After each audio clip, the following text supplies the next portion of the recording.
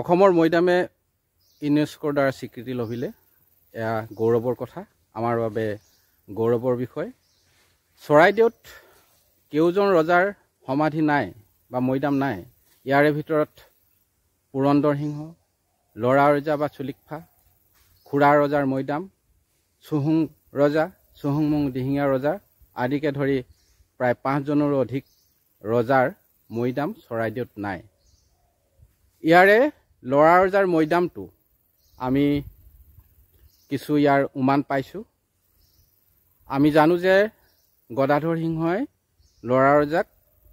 নামৰূপত হত্যা কৰিছিল আৰু সেই নামৰূপতে সমাধিস্থ কৰা হৈছিল কিন্তু আজিলৈকে কোনটো সমাধি লৰা ৰজাৰ হেতু প্ৰত্নতত্ত্ববিদসকলে চিনাক্ত কৰিব পৰা নাই এয়া আপোনালোকক দেখুৱাইছো আমি লৰা ৰজাৰ সমাধি বুলি চৰ্চিত হোৱা মৈদাম দুটা দেখুৱাইছো এয়া বৰ্তমান নাহৰকটীয়া বিধানসভা সমষ্টিৰ অধীনস্থ এই গাঁওখনৰ নাম কি হয় মাহমৰা থোলাইচুক ইয়াৰ কাষতে আছে দিচাং নৈ বৈ গৈছে আৰু ইয়াৰ ঘাটটোৰ নাম হৈছে ৰাজঘাট যিহেতু ৰাজঘাট গতিকে নিশ্চয় এয়া ৰজাৰ সমাধি হ'ব লাগিব এই মৈদাম দুটাৰ আলম লৈয়ে ঘাটটোৰ নাম ৰাজঘাট হৈছে গতিকে এই মৈদাম দুটাৰ ওপৰত গৱেষণা কৰিব লাগে প্ৰকৃততে কাৰ মৈদাম বৰ্তমান ইয়াৰ ওপৰত চাহ গছ ৰোপণ কৰা হৈছে যদিও মৈদামটোৰ অস্তিত্ব কিন্তু এতিয়াও আছে তেখেতে অজানিতে এইটো কি হয় প্ৰথম অৱস্থাত নাজানিছিল মৈদাম হয় নে নহয় এতিয়া কিন্তু তেখেতে গম পাইছে যে এইটো এটা মৈদাম আছিল আমি এই বিষয়ে জানিম ইয়াৰ গৰাকীৰ পৰা প্ৰথমতে আমি জানি ল'ম আপোনাৰ নামটো কওকচোন মোৰ নামটো শ্ৰীমান তীৰ্থেশ্বৰ চুতীয়া হয় আপুনি এই মৈদামৰ বিষয়ে কেতিয়া গম পালে এইটো যে মৈদাম হয় মই এই মৈদামৰ বিষয়লৈ আমি আগতে এই পথাৰখনৰ শিপাত আমাৰ ঘৰ আছিল 1969 চনত এইখন বাৰীত আমাৰ দেউতাই ঘৰ বনালে 69 চনৰ পৰা মই এইখন বাৰীত আজিলৈকে বাস কৰি আছোঁ বৰ্তমান এতিয়ালৈকে মই এই মৈদাম বিষয়ে আগতে নাজানিছিলোঁ যেতিয়া MLA বহুত মানুহ আহি পিনি ক'লে যে এইকেইটা মৈদাম হয় বুলি মই তেতিয়াৰ পৰা গম পাই পিনি কিছুমান কথা মই ভৱিষ্যতলৈ বুলি তত্ত্ব ৰাখি পিনি মই তাত যিখিনি মই নিজে দেখিলোঁ কাণ্ড এতিয়া বৰ্তমানলৈকে সেইবোৰ কাণ্ড নাই বাৰু যি কি নহওক যিমান ৰাইজে এই মৈদামকেইটা চাবলৈ আহিছে সকলোৱে কৈছে যে এইকেইটা লৰা ৰজা মৈদাম বুলি আগতে ৰাইজে নৌকোৱাৰ আগতে আমাৰ স্থানীয় ইয়াতে এজন আমাৰ গণ্যমান্য লোক শ্ৰীযুত থুলু গগৈয়ে এই ৰূপহী বুৰঞ্জী বুলি এখন বুৰঞ্জী আছিলে সেই বুৰঞ্জীখন পঢ়ি পিনে এই তত্ত্বটো পাই আমাৰ দেউতাৰ আগত কৈছিলে যে এইকেইটা লৰা ৰজা মৈদাম এতিয়ালৈকেও মই এই লৰা ৰজা মৈদাম বুলি মই ভাবি আছোঁ মই ভাবি থকা মানে যিবিলাক মানুহে ইয়াত চাবলৈ আহিছে মৈদামকেইটা সিহঁতে সকলোৱে যে কৈছে যে এইটো লৰা ৰজা মৈদাম এইকেইটা এই ৰূপহী বুৰঞ্জীখন আপুনি দেখিছিলেনে মই বুৰঞ্জীখন দেখিছিলোঁ কিন্তু মই পঢ়িব নাপালোঁ কিন্তু আমাৰ স্থানীয় MLA থলু গগৈয়ে সেই বুৰঞ্জীখন পঢ়ি পিনি মোৰ দেউতাৰ আগত কৈছিলে যে এইকেইটা ৰূপহী হেৰি বুৰঞ্জীত উল্লেখ আছে ল'ৰাজকে নাৱৰ ওপৰত মাৰিছিলে মাৰি পিনি এইটো ঘাটত তুলি পিনি ইয়াতে কবৰ দিলে গতিকে এই ঘাটটো ৰাজঘাট হ'ল বুলি তেখেতে মানে আমাৰ দেউতাৰ আগত কৈছিলে হয় আপুনি যদি সঁচাকৈ এইটো লৰা ৰজাৰ মৈদাম হয় আপুনি সুখী হ'বনে বাৰু মইতো এইটো সুখী হ'ম বুলি কেনেকৈ ক'ম হ'বও পাৰে নহ'ব পাৰে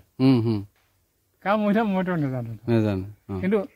যিবিলাক মানুহে এতিয়া গণ্যমান্য লোক আহি পিনি কৈছে যে এইকেইটাই হয় প্ৰকৃততে লৰা ৰজা মৈদাম মইতো নাজানো এইটো 1662 চনৰ কথা হয় 1662 চনত আপুনি ইয়াৰ মুদ্ৰা পাইছিলে নেকি ইয়াৰ মুদ্ৰা মই পোৱা নাই কিন্তু আমাৰ ইয়াত ঢাপ খান্দোতে বেলেগ এজনে পাইছিলে সেই মুদ্ৰাটো মই চাইছিলোঁ কিমান চনত তেতিয়া তাত লিখা আছিলে 1662 চনৰ মুদ্ৰা ৰূপ পইচা বহুতখিনি ডাঠ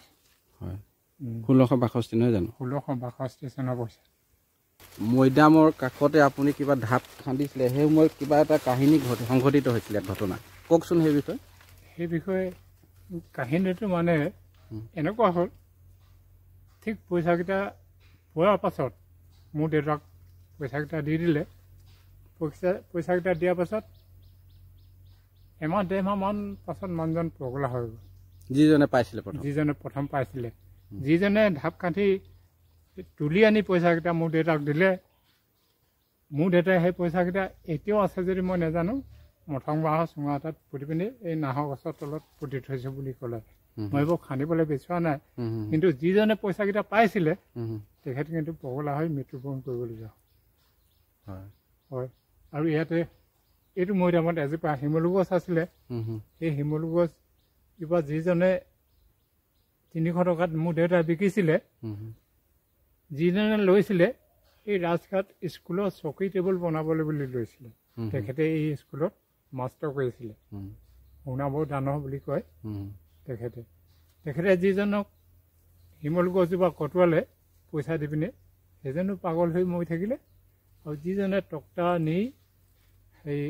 টেবুল চকী বনাম বুলি চিন্তা কৰিছিলে সেইজনো নাইকিয়া হৈ থাকিল এতিয়া মই তাৰ পাছৰ পৰা মই এতিয়া ইমানখিনি কথা আগৰ কথাবোৰ মই নাজানো মই দেখাখিনি মই যি দেখিলোঁ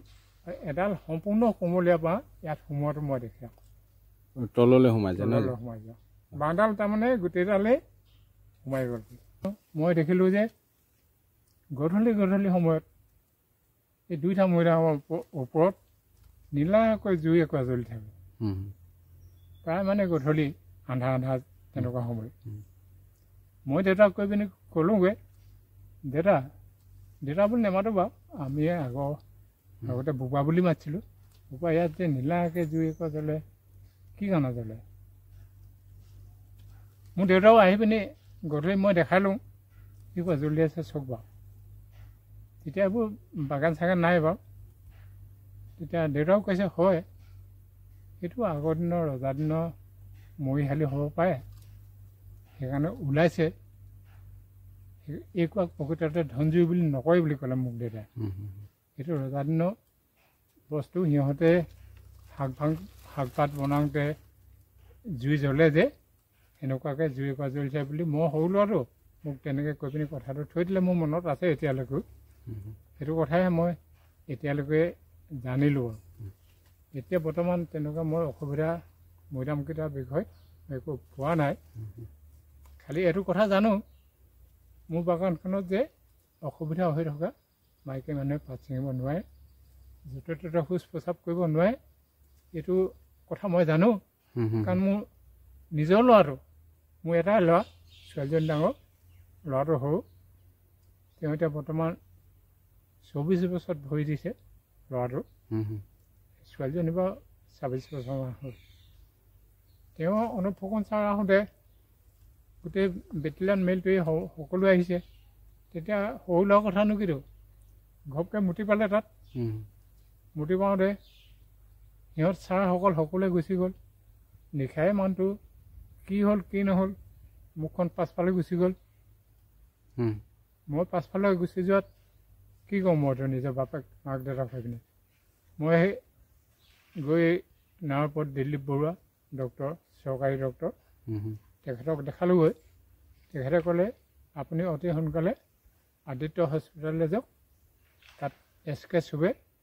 মানে সুধাকৰ চুবে তেখেতক দেখাওকগৈ মই লৈ গ'লোঁ 5 দিনীয়া গাড়ী ভাড়া লৈ তাত তেখেতে ক'লে আপোনালোকৰ ঘৰত কিবা নিয়ম নীতি আছে নিয়ম নীতিখিনি কৰি লওক যদি ভাল নহয় তেতিয়া মোৰ ওচৰলৈ আহিব মই ভাল কৰি দিম বুলি তেখেতে কোৱাত মই পটাপট আহি ঘৰত আমি বুঢ়া বুঢ়ী দুয়োটাই দেউতাক সুধি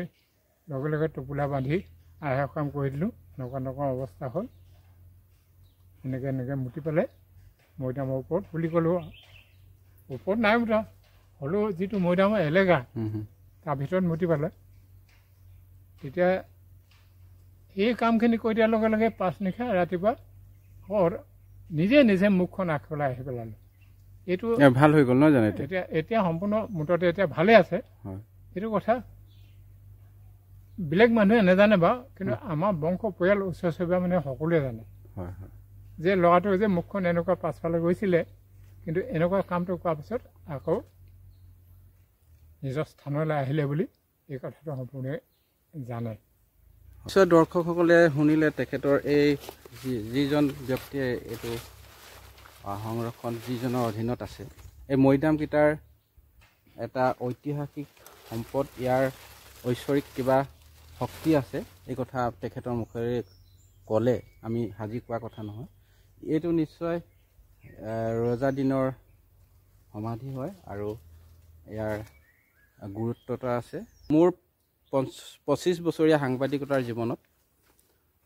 ইয়ালৈ কেইবাবাৰো আহিছোঁ যিহেতু মোৰ নিজৰ সমষ্টিৰ এলেকা মই 2002-03 বৰ্ষমানতে ইয়ালৈ আহিছিলোঁ এবাৰ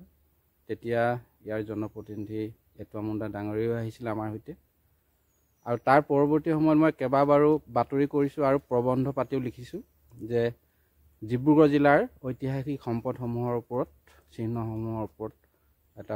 কেইবাটাও প্ৰবন্ধ লিখিছোঁ সংৰক্ষণ হ'ব লাগে সংবৰ্ধন হ'ব লাগে আৰু ল'ৰা ৰজাৰ মৈদাম যদি হয় সেয়া আমাৰ বাবে সৌভাগ্যৰ কথা ইয়াও সংৰক্ষণ হ'ব লাগে প্ৰায় 15 বছৰ পূৰ্বে দুলীয়াজান মহাবিদ্যালয়ৰ এদল শিক্ষাৰ্থী আহিছিল তেওঁলোকে পৰ্যবেক্ষণ কৰি গ'ল কেৱল এইটোৱে নহয় টিংখং বিধানসভা সমষ্টিৰ মুখ্য কেইবাটাও চিহ্ন ঐতিহাসিক চিহ্ন দেখুৱালোঁ লেঙেৰী অঞ্চলতো আছিলে কেইবাটাও মৈদাম পুখুৰী আছে সেইসমূহ দেখুৱালোঁ চাৰেং পথাৰলৈ গৈছিলোঁ তাতো চাংৰুং ফুকন ফৈদৰ 20টাৰো অধিক মৈদাম দেখিবলৈ পাইছিলোঁ গতিকে সেইসমূহ সংৰক্ষণ হ'ব লাগে যিহেতু চৰাইদেউ মৈদামে স্বীকৃতি পালে অৰ্থাৎ অসমৰ মৈদামে স্বীকৃতি পালে এই মুহূৰ্তত আমি ইয়াৰে এজন যুৱক তথা বৰ্তমান অসম জাতীয় পৰিষদৰ ডিব্ৰুগড় জিলা সমিতিৰ সভাপতি পদত অলংকৃত হোৱা সুভাষণ গোহাঁই ডাঙৰীয়া আমাৰ মাজত আমাৰ কাষলৈ আহিছে তেখেতৰ পৰা আমি জানিম যিহেতু মৈদামৰ কাষতে তেখেতৰ ঘৰ একে সমষ্টি গতিকে তেওঁৰ পৰাও কিছু কথা জানিম স্বাগতম জনাইছোঁ হয় নমস্কাৰ হয় এই মৈদামস্থলী আগতে অহা হৈছে নহয় হয় হয় আমি সৰুৰ পৰাই এয়া মৈদাম বুলি জানো হয় আৰু আমি শুনাৰ পৰাই আচলতে ল'ৰা ৰজাৰ মৈদাম বুলি শুনি আহিছিলোঁ মূল কথাটো হ'ল এই অঞ্চলটো এটা ঐতিহাসিক অঞ্চল ইয়াৰ কাষতে যিটো দিচাং নদী ঘাট আছে ৰাজঘাট এইটো সূচাই যে এইটো ৰাজঘাট মানে যে তাৰ ঐতিহাসিক ঠাই তাৰপিছতে ইফালে কেৰেং বুলি এখন আমাৰ গাঁও আছে কেৰেং তাৰপিছতে গোটেই অঞ্চলটো আছে ঐতিহাসিক অঞ্চল আমি যিমানখিনি জানো আমি সৰুৰ পৰা শুনি আহিছোঁ যে ল'ৰা ৰজাৰ মৈদাম কিন্তু ইয়াত যেনেধৰণে সংৰক্ষিত হ'ব লাগিছিলে যেনেধৰণে ইয়াক মানে উৎকৰ্ষ সাধন কৰিব লাগিছিলে আজিলৈকে প্ৰত্নতত্ত্ব বিভাগেই হওক অসম চৰকাৰে হওক কোনো ধৰণৰ ব্যৱস্থা লোৱা আমি দেখা নাই আমিও বিভিন্ন সময়ত দাবী দাবা জনাই আহিছোঁ যে চৰকাৰখনে ব্যৱস্থা গ্ৰহণ কৰিব লাগে কিন্তু অৱহেলিত অৱস্থাত থকাৰ কাৰণে ইয়াত মাটি যিসকল দখল কৰি আছে আমাৰ তেখেতলোকে বাগান খুলিছে এইটো বেলেগ কথা কিন্তু যদি ইয়াত সংৰক্ষিত হ'লহেঁতেন ই মানুহৰ কাৰণে মানে ইতিহাস বিভাগৰ ছাত্ৰ ছাত্ৰীৰ কাৰণে আমাৰ মানুহৰ কাৰণে আমাৰ মানে ঐতিহ্যৰ কাৰণে এটা ডাঙৰ কাম হ'লহেঁতেন বুলি আমি বিশ্বাস কৰোঁ সেইকাৰণে এতিয়াও পুনৰবাৰ আপোনালোকৰ যোগেদি অসম চৰকাৰ আৰু অসম চৰকাৰ প্ৰত্নতত্ত্ব বিভাগক ডিব্ৰুগড় জিলাৰ যিসকল বিষয়ববীয়া আছে তেখেতলোকক অতি শীঘ্ৰে আহি ব্যৱস্থা গ্ৰহণ কৰিবৰ কাৰণে আমি দাবী জনাইছোঁ এই অঞ্চলটোত ইয়াকে লৈ গোটেই ঐতিহাসিক বিষয়টোত বহুত বস্তু উদ্ধাৰ হ'ব বুলি আমি আশা ৰাখিছোঁ আচলতে আৰু এটা তেখেতে কৈছে 1662 খ্ৰীষ্টাব্দৰ কথা নহয় যে মুদ্ৰা পোৱা গৈছিলে গতিকে সেইটো এটা আমাৰ সমল হ'ব পাৰে ইয়াৰ তথ্য উদ্ঘাটনৰ ক্ষেত্ৰত 1662 মুদ্ৰা পোৱা গৈছে আৰু এই অঞ্চলটোত যথেষ্ট পুৰণি সমল আছে বহুত আছে এতিয়াও আছে কিছুমান বস্তু হেৰাই গৈছে অৱহেলাৰ কাৰণে কিন্তু সেইবিলাকৰ ওপৰত অধ্যয়ন কৰিলে বিশেষকৈ ইতিহাস বিভাগৰ মানুহৰ কাৰণে যথেষ্ট মানে জ্ঞান আহৰণ হ'ব বুলি আমি আশা ৰাখিছোঁ লগতে আমি আশা ৰাখিছোঁ এই অঞ্চলটো যিহেতু এতিয়া মানে আন্তঃৰাষ্ট্ৰীয়ভাৱে চৰাইদেউ মৈদামক মানে ঐতিহ্য ক্ষেত্ৰলৈ ঘোষণা কৰিছে সেইটো সময়ত আমি এই অঞ্চলবিলাকৰ ঐতিহ্য যদি অধ্যয়ন হয় এই অধ্যয়ন হ'লে আমি ইয়াৰ পৰা জ্ঞান পোৱাৰ উপৰি পৰ্যটনৰ বিপুল সম্ভাৱনা আছে বুলি আমি অনুভৱ কৰিছোঁ গতিকে পুনৰবাৰ কৈছোঁ ইয়াত বহুত কথা আছে যে 1662 মুদ্ৰাটো পোৱা গৈছে অন্যান্য বহুত তেনেকুৱা বস্তু আছে যিবিলাকক অধ্যয়ন কৰাৰ তাক সংৰক্ষণ কৰাৰ প্ৰয়োজন আহিছে এইবিলাক বিষয়ত বিভাগীয় কৰ্তৃপক্ষক আমি দাবী মানে ব্যৱস্থা ল'বৰ কাৰণে দাবী জনাইছোঁ। আমি আৰু এটা ঐতিহাসিক সাক্ষী আপোনালোকক দেখাম। এই মৈদামৰ কাষতে এয়া বৰ্তমান এটুকুৰা পিটনি দেখা গৈছে। প্ৰকৃততে এইটো এটা পুখুৰী আছিল, এসময়ত দ পুখুৰী আছিল আৰু ইয়াৰ পৰাই মাটি তুলি মৈদামকেইটা বান্ধিছিল বুলি আমি ক'ব পাৰোঁ। ইয়াত কওকচোন বাৰু, ইয়াত কিমান দ আছিলে? আপুনি যেতিয়া দেখিছিলে এই ঠাইটুকুৰা কিমান দ হৈছিলে? তেতিয়াতো আমি লুকুৱা নিচিনা দ আছিলে এই জেগাটুকুৰা, দ আছিলে নহয় জানো? ইয়াৰ পৰাই আছিলে চাগে এনেকৈ কৰি। এইটো ৰাস্তাৰ পৰা ইয়াৰ পৰা মাটি তুলি নি পিনি সেই মৈদামকেইটা বনোৱা বুলি আমাৰ দেউতাসকলে কৈছে। এতিয়া এইখিনি কি কয়? এইখিনি পাতি দৈ বুলি কয়। পাতি দৈ, পাতি আমি যিটো পাতি ধাৰি বনাওঁ, ধাৰি নহয় জানো? ওচৰলৈ বলক। হয়, আমি সাধাৰণতে দেখিবলৈ পাওঁ যে মৈদামস্থলীৰ কাষতে দ পুখুৰী সদৃশ আমি দেখিবলৈ পাওঁ আৰু সেই ঠাইৰ পৰাই মাটি তুলি খান্দি মৈদাম সাজিছিল। এইটো হ'ল ঐতিহাসিক মাহমৰা পথ। এয়া পূব দিশে দেখাইছোঁ। ইয়াৰ পৰা নামৰূপ ৰেল ষ্টেচনলৈ মাথো 10 কিলোমিটাৰ। এই 10 কিলোমিটাৰ পশ্চিম দিশেৰে আহিলেই আমি এই পথটো পাম। এই পথেদিয়ে গ'লে ৰাজঘাট আৰু 200 মিটাৰমান গ'লেই সেই মৈদাম দুটা দেখিবলৈ পোৱা যাব আৰু তাৰ কাষেদিয়ে বৈ গৈছে দিচাং নৈ। আৰু এয়া পশ্চিমে দিশেৰে গৈ থাকিলে আমি টিংখং বিধানসভা সমষ্টি স্পৰ্শ কৰিম আৰু 2 কিলোমিটাৰ 2.5 কিলোমিটাৰ গ'লে পূৰ্বতে এয়া টিংখং বিধানসভা সমষ্টিৰে আছিল, এতিয়া নাহৰকটীয়া বিধানসভা সমষ্টিত অন্তৰ্ভুক্ত হৈছে। গতিকে ইয়ালৈ যদি আপোনালোকে আহে, এই মৰাণৰ দিশেৰে যদি আহে তেতিয়া আমি পূবলৈ আহিব লাগিব আৰু এই পথটোৱেদি গ'লেই আমি মৈদাম দুটা পাম। আৰু এয়া হ'ল পূব দিশৰ, ইয়াৰ পূবেৰে আছে নামৰূপ, হাৰনগৰী নামৰূপ। নামৰূপৰ পৰা পশ্চিমলৈ আহিব লাগিব আৰু হাৰ উদ্যোগটোৰ পৰা পশ্চিম দিশেৰে আহি প্ৰথম ৰেল ষ্টেচনটো পাব। ৰেল ষ্টেচনৰ পৰা প্ৰায় 10 কিলোমিটাৰ পশ্চিম দিশলৈ আহিলেই এই ঠাইটুকুৰা পাম। আৰু এয়াই হ'ল ৰাজঘাট আৰু এই ৰাজঘাটতে আছে দুটা মৈদাম আৰু এই মৈদাম দুটাৰ ভিতৰৰে এটা লৰা ৰজাৰ মৈদাম বুলি বহুতে দাবী কৰিব খোজে বা খুজি আহিছে, দাবী কৰি আহিছে। ধন্যবাদ। Trip Talk Assam. Please like, subscribe and share. Thank you from Trip Talk Assam.